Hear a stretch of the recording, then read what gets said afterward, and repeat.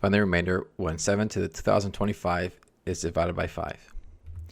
Let's first look at a pattern.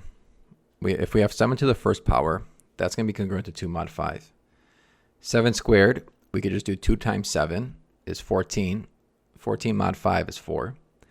And then 7 cubed, we could just do 4 times 7, that's 28, mod 5 is 3. And then 7 to the fourth, you could just do 3 times 7, which is 21, mod 5 is 1.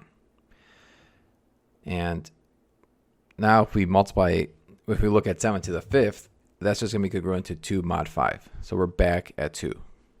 So we have a repeating pattern here of remainders 2, 4, 3, and 1. Now let's look at 2025. Because the pattern repeats every 4, we're going to divide this by 4 and look at the remainder. So 2025 is congruent to 1 mod 4. And if we look at the repeating pattern, it goes 2, 4, 3, 1. 2 represents a remainder of 1.